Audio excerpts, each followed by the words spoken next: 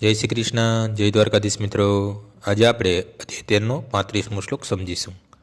ક્ષેત્ર ક્ષેત્રજ્ઞ યોરેવ મંતરમ જ્ઞાન ચ ક્ષુષા ભૂત પ્રકૃતિ મોક્ષમ ચયે વિધુયાંતિ તે પરમ.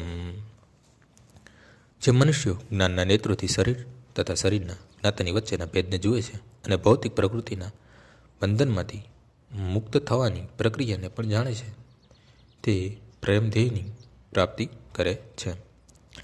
મનુષ્ય શરીરના સ્વામી તથા પરમાત્મા વચ્ચે રહેલા તફાવતને જાણવો જોઈએ. એ જ આ 13મા અધ્યાયનું તાત્પર્ય છે. અને 8મા અધ્યાયની 12મા શ્લોક સુધી વર્ણવેલ મુક્તિની પ્રક્રિયા જાણવી જોઈએ, જ્યારે તે પરમગતિ પામી શકે છે. શ્રદ્ધાવાન મનુષ્ય પ્રથમ ઈશ્વર વિશે શ્રવણ કરવા માટે સત્સંગ કરવો જોઈએ અને ધીરે ધીરે પ્રબુદ્ધ થવું જોઈએ. જો તે સદગુરુના ચરણે જાય તો તે જળ પદાર્થ અને આત્મા વચ્ચેના તફાવતને સમજી શકે અને એ જ રીતે તેના માટે આધ્યાત્મિક સાક્ષાત્કારના વિકાસ માટે પ્રગતિનું સોપાન બની જાય છે. સદગુરુ અનેક પ્રકારના ઉપદેશો દ્વારા પોતાના શિષ્યને દેહાત્મા ભાવમાંથી મુક્ત થવાનો બોધ આપે છે. દાખલા તરીકે ભગવદ્ ગીતામાં કૃષ્ણ અર્જુનને ભૌતિક બાબતમાંથી મુક્ત થવાનો ઉપદેશ આપે છે.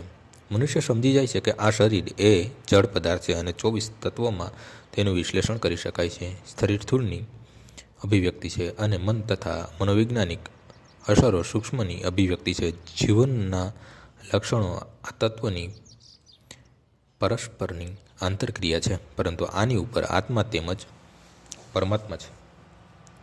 આત્મા તથા પરમાત્મા બે જુદા છે. આ ભૌતિક જગત આત્મા તથા 24 તત્વોના સંયુક્તથી કાર્યશીલ બને છે. જે મનુષ્ય આ સંપૂર્ણ જગતની રચના આત્મા તથા ભૌતિક તત્વના સંયુક્તથી થયેલી છે તે સમજી શકે છે અને પરમાત્માની સ્થિતિ પણ જુએ છે, તે જ વૈકુંઠ લોકમાં જવાનો અધિકારી બને છે.